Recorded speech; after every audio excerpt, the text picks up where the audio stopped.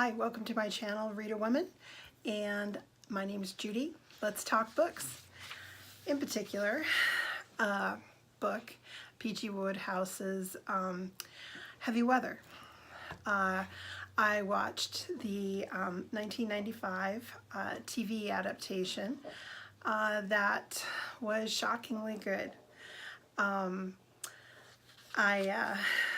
was recommended it by someone, and I just really had a good time watching it. Just to kind of give you the stats, it was made in England in the end of 1995. It was shown like at the end of the year in England, and in the US it was shown in 1996 on PBS. It was directed by Jack Gold. Writing credits, there were two, Douglas Livingstone and P.G. Wodehouse, which I have to agree he did deserve to have some credit for the screenplay, because they used a lot of his you know, talking. I can't come up with a word, sorry, I'm old. But a lot of the conversation was just pulled directly out of the book. Not that I've reread the book recently.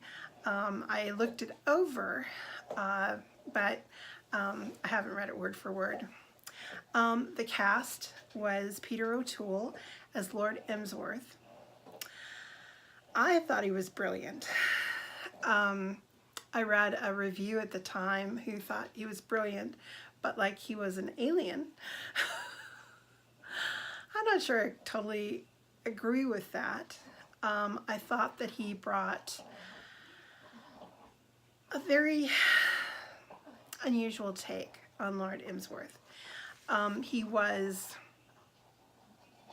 dithery, jittery, pig-loving, sister-avoiding,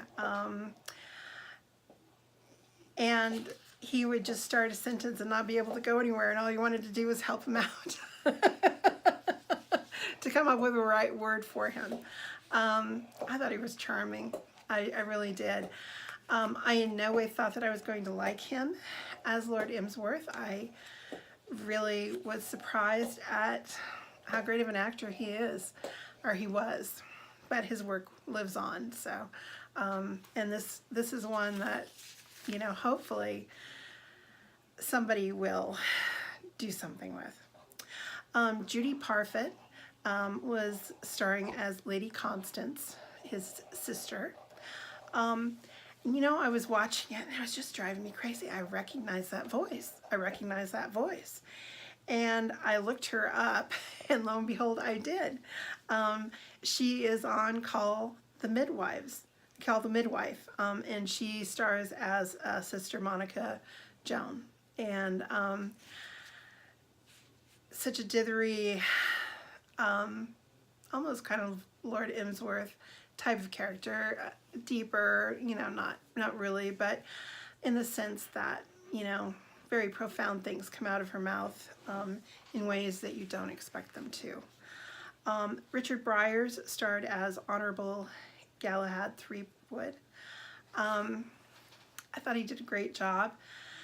As I was looking over the book, you know, none of them fit physically exactly the way I'd always imagined in my head. I didn't write down the actor who played Beach. I thought he did a good job. He was far better than the actors that I saw playing Beach in Blandings, which is a more modern TV adaptation. There were 2 seasons of that. That wasn't that good. Not nearly as good as Heavy Weather. The problem with Heavy Weather, though, is right now you can only see it on YouTube in a very blurry, blotchy, old TV way, which is way too bad. I really think that somebody, hopefully in the TV world, gets a little brain going and realize what a classic they have on their hands, and it really should be reissued at a high quality. And while we're on the topic of where to watch it. When I first started looking at heavy weather, I had looked on Amazon, and there was a VHS tape for sale for $249. And what is even more shocking is it's no longer for sale. I'm not saying somebody bought it, but there's a good chance somebody did. I hope they got better quality than what I was seeing on YouTube. So, heavy weather. I actually made this video once before, but I thought I treated it a little too shallowly. So tonight I want to talk about a little bit more serious stuff, but I'll just continue on with my review of heavy weather.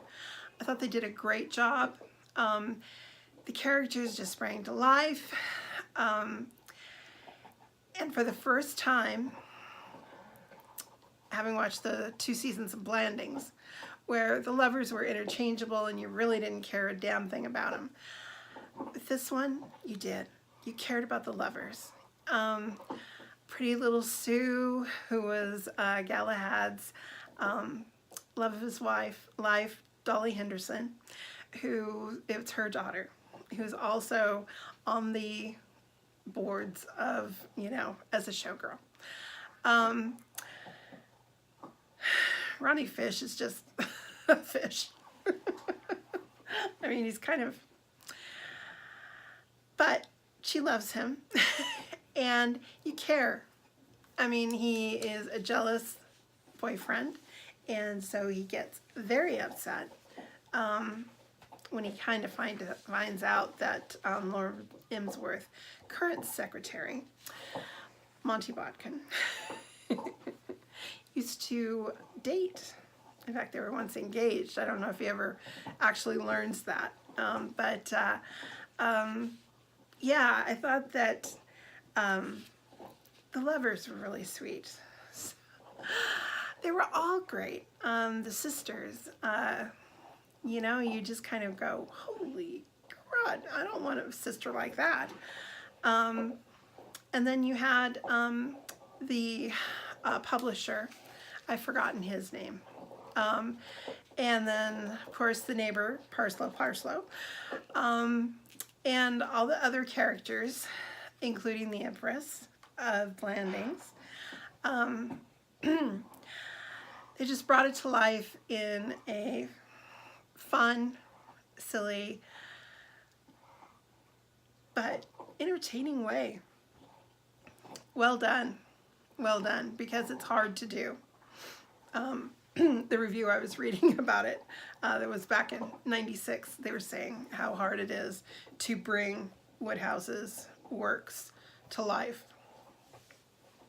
What we laugh out loud about is very hard on the page, is very hard to actually put on the screen and make it as funny and as touching and as absolutely silly.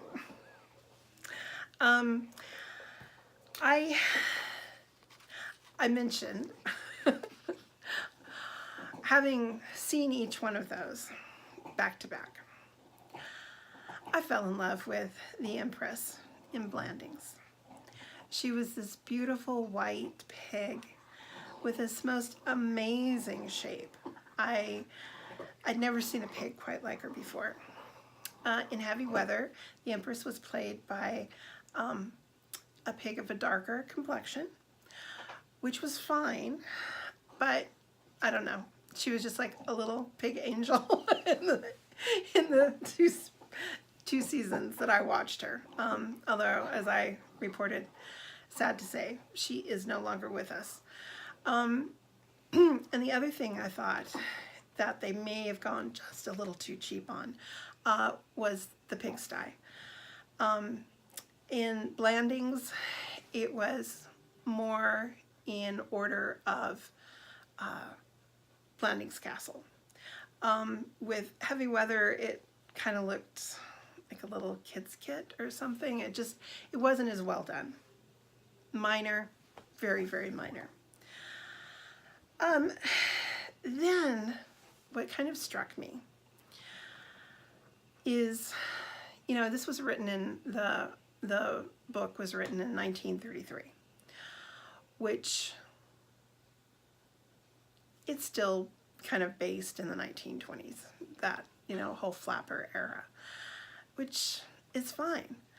But it made me think a little bit about particularly the sisters.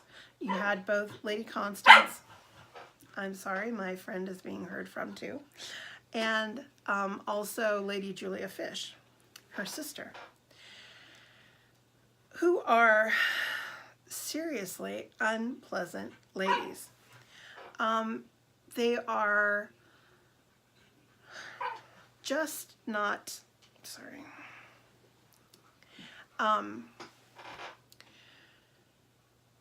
they have no kindness, empathy at all. It's, they just kind of represent that Edwardian idea of propriety, of leading back from, Victoria's day, where if you married for wealth or status. And that's being juxtaposed against, the flapper era after World War I, where, England was saying, no, that's not just going to happen that way. We're going to pick who we marry. And so you have that juxtaposition. But then it also struck me, because in Blandings, that was kind of the conceit with Lady Constance, is that underneath she was a sweet, willing participant in the madness of Blandings Castle. Whereas in this treatment, which was far more true to Wodehouse's work, she was not, neither one of the sisters were, in any way there to be other than bossing their brother around and making sure that what they wanted to be done was done their way. And so you have two sisters, and I know there's more sisters than just the two. And then you have Clarence, Lord Emsworth, who, you almost feel is hiding behind this facade of idiocy, just to escape his sister's, overbearing ways about wanting to run his life. And then you have Galahad, who, he's the fun guy at the party who's going to stay there till the next morning and then go out and do it again. He is the life of the party, who is very charming, but, he's out there smoking and drinking and doing everything everybody says you shouldn't do, and he's going to do that till he dies, which makes him a great character. But I'm sure, too, that's one way of getting out from under his sister's feet. And it just struck me how the sisters are very domineering and very scary. It's like how Ronnie and Sue run off is they need money because he knows his mother is not approving of it. And so they go ahead and they, he steals the Empress and puts her in the back of his car, and he's going to drive her around unless his uncle Clarence signs over his money and lets him have his money. And over and over again, that money and marriage, it doesn't always take a lot, but you got to have some to start off with. And that's always what those aunts and mothers hold over those hopeful young men, is the fact that, if you're not going to marry who I want you to, you can't have your money. So while I really enjoyed it, it also made me a little upset thinking about Constance and Julia. And I tried to find a quote, and I wasn't able to. But I remember watching the video, and somewhere Galahad is talking to Clarence and basically saying what a nightmare it was growing up in the nursery with those sisters. And in the back of my mind, I just have this vision of, you know, those girls are fighting to the death. And how do those boys escape? And each of them found their own way. And thank goodness they did.